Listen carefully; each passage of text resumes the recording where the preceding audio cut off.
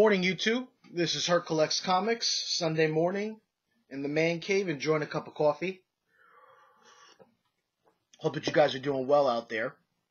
Some of you guys know I have a newborn baby, and what has been great about that is in the course of feeding him, I'm banging out YouTube videos left and right, doing some catch up on some of the great channels out there.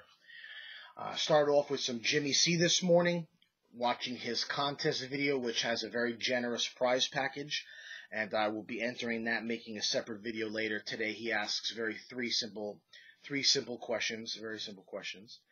Then I ended up watching a series of Howlermouse videos. Some of you guys, I'm sure, are subscribed to his channel, and he's one of those guys where in recent months I haven't watched a lot of his channel, not because he doesn't have good content, but because of life, really. You know, there's, trying to live your life and then also catch up on all of these great YouTube channels that are out there in the community. And so today I ended up watching a total of 3 of his videos back to back while feeding my son on the early AM shift. And already on my second cup of coffee as a result. And he made a video. Let me see if I can find it here because I want to have the exact title. Bear with me just a brief moment. Oh man, I've been off for 2 weeks and I go back to work tomorrow. That's always a bit challenging, but it is what it is. I'm used to the hustle already, so it's all good. But it was nice to have 2 weeks off and spend time with my family and catch up on some comic reading in addition to being with the family. So Howlermouse did a video not long ago titled Marvel Comics Rant, SJW's Killing Comics, Diversity of Ideas. And so this video is in direct response to Howlermouse. I got some words for you, my friend, and here they are. Fantastic video. I am so happy to finally hear somebody out there saying what I've been thinking for so long, and you did a fantastic job. I'm not going to go try to rehash everything that Howlermouse talked about. There'll be a link in the bottom of the description in this video. He did 3 of them. I've watched 2. I've got to get to the 3rd part. And then I also ended up watching another video that he did where he talks about the new Hillbilly series and the importance of Eric Powell in comic books. And what I kind of want to do is just very briefly piggyback on some of the things that he talked about and kind of bridge his 2 videos together. And for me personally, what I mean by that is I have been reading a lot more indie stuff lately. Upstairs, I'm in the process of reading King of the World by Wally Wood, a trade paperback that came out by Seabound Comics or something like that in the late 70s. Recently, I've been reading a lot of Eric Powell. I did 2 reviews on this book. If you guys follow me on Twitter, you know what the deal is here. I'm purposely shaking. But this has been a fantastic series, and the series that everyone should be reading. And this is really my first introduction to Eric Powell. I always wanted to get into the Goom. He was one of those characters that eluded me. And I have no qualms in admitting that I've always been a Marvel kid. That's what I was introduced to. There's nothing wrong with Marvel, particularly a lot of the older stuff. They've done some fantastic comics. But I do feel that there is a disconnect today between a lot of the creators in Marvel and, the products that they are producing. There is clearly a number of artists out there that have a social justice agenda, and it is coming out in their comic books. I'm not going to get too much into naming names, but individuals who are taking their own personal views and biases and infusing them into the comic books as if everybody on planet Earth is lockstep with their line of thinking, and that's false. With regards to diversity in comic books, I want to just briefly echo what Howlermouse so beautifully said. It's a fantastic video, and the reason why I didn't just post a comment in your video was I wanted to verbally reply to you and say that there are a lot of other people out there who see what you are seeing, agree with your line of thinking, and I want to just say thanks for making those videos and echoing what a lot of people might be feeling but are not saying. And here's what I mean by that. I am a political science major. I've written about politics for probably about 5 years. I had my own blog. I started off writing for the school newspaper as a contributing writer. then a staff writer, and then eventually I became the copy editor for the school newspaper. And I used to write a lot of opinion editorial pieces, that were essentially conservative by nature because that's my point of view. You'll notice that I don't talk about politics or social issues or any of that stuff on this channel. This is the first video in the 10 months or whatever that I've been in the YouTube community that I've ever really pointed out some of my personal beliefs in one of my videos. And it's not going to become a trend because I like to keep my comics and politics separate. And that's one of the reasons why I have so much of a problem. One of the things that Howlermouse said in his video was that these are supposed to be a form of entertainment. That's why we read comic books. I love comic books, and at this stage of my life, I'm paying more, and I also write about I'm a writer in general, and I started off writing about politics, but in the last, in January, I started writing for a website called entertainmentbuddha.com, where I've been writing more, letting my inner geek come out in my writing, where I've been writing about comic-related topics, collecting-related topics, and I'm doing that more now than writing and talking about politics because one subject matter makes me happier than the other. But by and large, I'd like to keep those two subjects separate. I don't want, and yeah, I mean, I think that there's room for maybe comic books that might have be political in nature or have tackle social issues. But what's great about the comic book world is that there are so many different genres that you can go towards. But it seems that Marvel Comics and the big two, quote unquote, over the years have really driven a social agenda, from almost like the perspective of a high horse, and anyone that disagrees with some of the messages or the tidbits of real life that are infused in the comics, that their way and their view is the only view. And that's, of course, nonsense. So I really encourage everyone to check out, Eric Powell's, not Eric Powell, I'm going to get into Eric Powell, but get into Howlermouse's videos. I think that he really had something to say. This is a guy that I'm going to start watching more of his videos.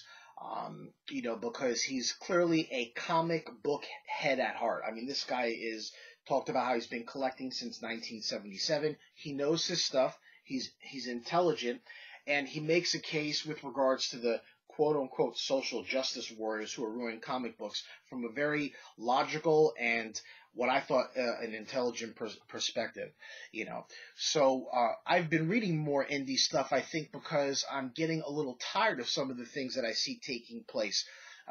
Creators taking characters that were not created by them and changing them to, do whatever they want, with the whole Captain America and Hail Hydra thing as an example.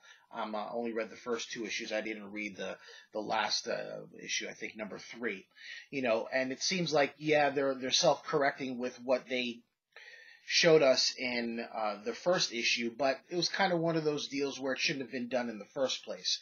Captain America has a long history of patriotism and fighting for liberty on the behalf of America and free people across the world. And I don't think that should be tarnished even for a few issues in a particular story arc, just because you want to shock and wow people. Let's keep in mind that the Steve Rogers Hail Hydra business was made public purposely by Marvel and Nick Spencer and, Bev Root and these guys over there who are the intellectuals of intellectuals. They did that purposely on the launch of the DC Rebirth. So, it really was just to take some of the wind out of DC sales, to create a quick flash buzz sale for them. And I'm pretty sure after I read issue 3, maybe issue 4 of Steve Rogers, it'll be one of those titles that I just kind of stop following because it's really just not necessary to read. And quite frankly, the only reason why I bought that in the first place was by accident, because I got the Scotty Young variant.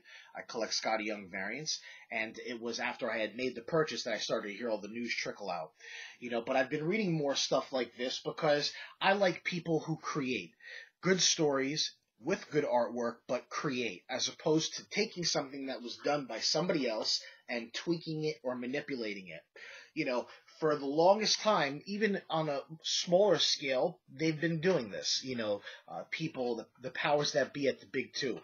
Ben Urich is a historically white reporter, and I've read a number of comics where, he was white, but now he's black, and they did it for the Daredevil season 1.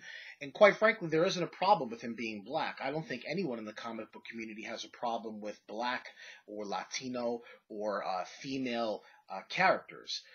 I think that what they want is for those characters to be created fresh, rather than, just kind of regurgitating the same mainstay character and just slightly packaging him differently.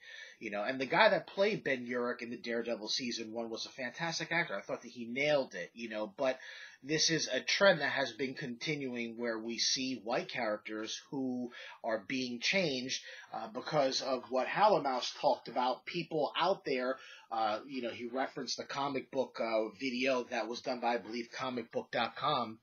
And, they were showing a picture of some of the creators from the 60s, one of which was Jack Kirby, and trying to paint, as Howlermouse said, this lily white, image of these guys that have created many of the characters that people enjoy today. And so they're doing this in the name of social justice. They're doing this, because there is an agenda. And, the facts are that black characters have been in comic books for some time. And I think I've always credited the current movie boom that we have in the last 5 years with comic book movies to Blade and Wesley Snipes' first installment of Blade. I think that was really when we started to see people, wanting more comic book movies. There wasn't as a plethora like we have today, where it seems like almost every 2-3 months new comic book movies coming out.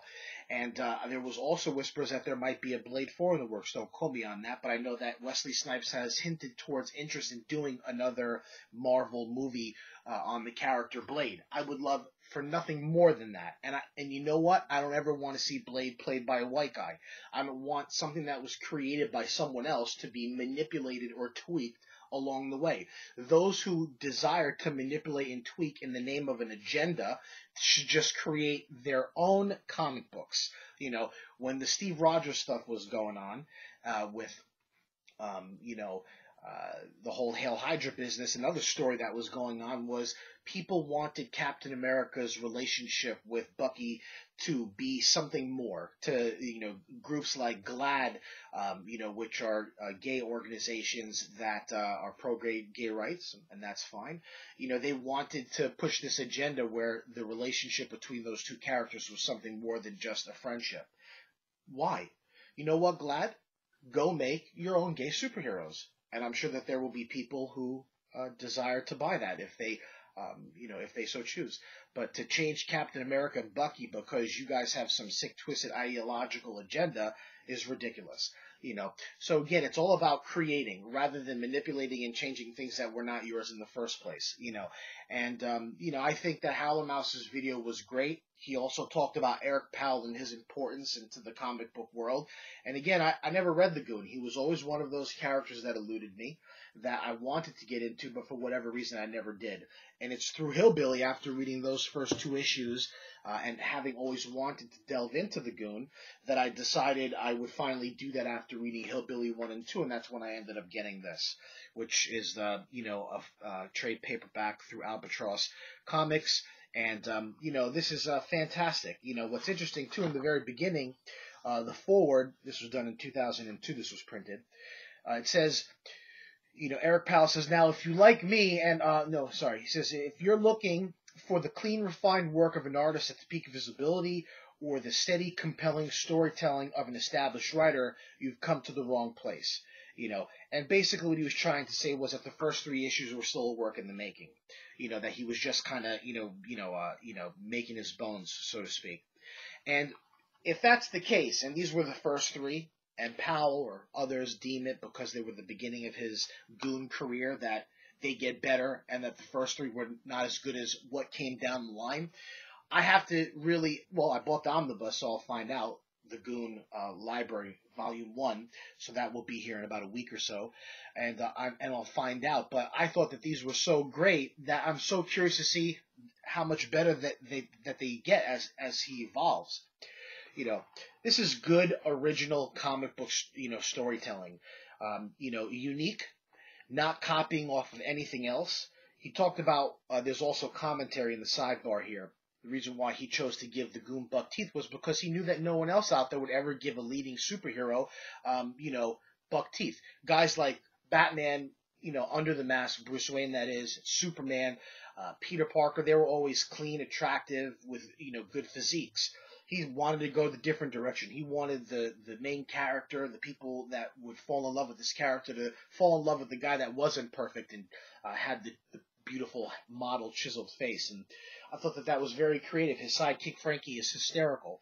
It's a serious comic book infused with humor and original storytelling, and I'm reading more. I want more indie now. I've always been open to indie, even though I was a Marvel guy, but now it's like I want more indie. I have an Alan Moore from Hell book that I want to get into. I got to finish reading the Wally Wood book upstairs, King of the World, that I started, and I ended up getting that because not long ago, I don't know if I have it lying around here or not, I ended up getting a book that I always wanted, that I had seen posted in different comic book forums, which is not handy at the moment, by Wally Wood, which was Heroes Inc. presents, or Canon presents Heroes Inc., with the first story by, pencils by Steve Ditko. There were 3 stories in there by Wally Wood from 1969. And so after reading that, I decided to get into more Wally Wood, which was, the King of the World that I'm talking about. So all I'm really trying to say is that I really appreciate your video, Howlermouse. I wanted to personally come here and tell you that. I've ranted already 16 minutes. I didn't really want it to be that long, but I was moved by what you had to say. I wanted you to know that there are other people out there who agree with you. And I do believe that people like Eric Powell are very important to the comic book community. I'm finding that out now for myself as a new reader of his. Hillbilly is fantastic. Everyone out there should be reading it. I've done a review for entertainmentbuddha.com on issue 1 and 2. I'll probably do another review for issue 3, and then I'll stop there because I'm not going to review every issue. But issue 3, I'll have some final thoughts, and then I'll maybe even dovetail into the importance of Eric Powell, like Howlermouse talked about. So I appreciate you guys watching this video. Let's make comics great again by creating and making fun stories that are not necessarily infused with an agenda, taking your belief system and forcing it onto your readers.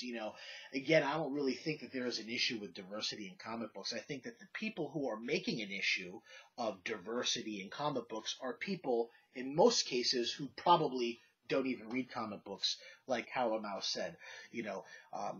I think comic books have been around for a long time. I could spout off a number of them off the top of my head.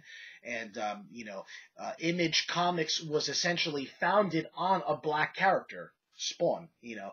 Yes, there were other, number ones that launched in the beginning of Image's early days, but by and large, their lead character in the first year was Spawn by Todd McFarlane, and that guy was black. Al Williamson, is it? I forget.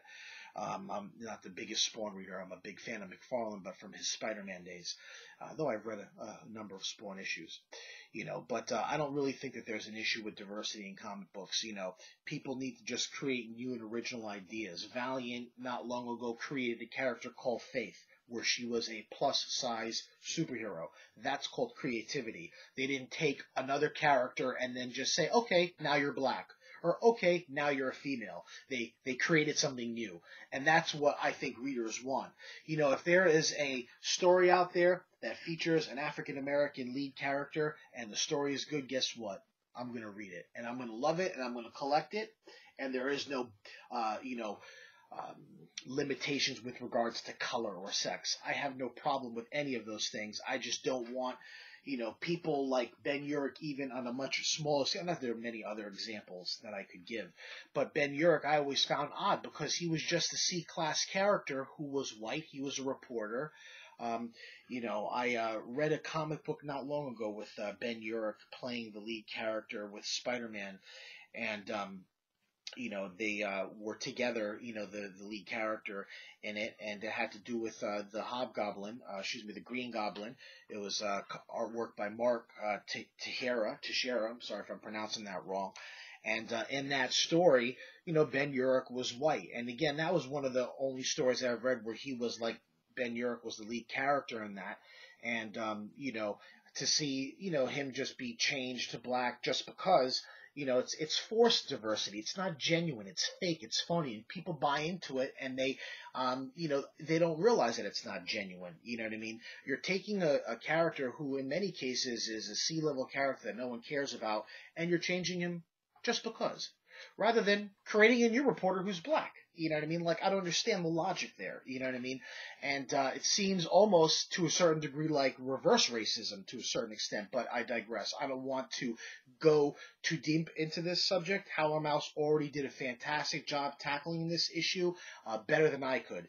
He did 3 videos on it. I've watched 2. Hopefully I'll get to the 3rd one later today. I encourage you guys to go check out his video. I'm going to link to it below. And again, I keep my politics and comic books separate. This is the first video that I've ever done where I've kind of infused my comic book reading with my social political views. And I probably won't do it again because, again, I like keeping the 2 separate. But it's nice to just see that there are other people out there who see what I see and, are being vocal about it. So power to you, my friend. I appreciate it. I'm going to start watching more of your videos. I think that you are from a guy that I would love to be able to go have a cup of coffee with or a beer and just talk about subjects like this. So wish you all the best out there in the YouTube community. Be doing another video today, maybe directly after this for Jimmy C's contest video, and I'll catch you guys down the line.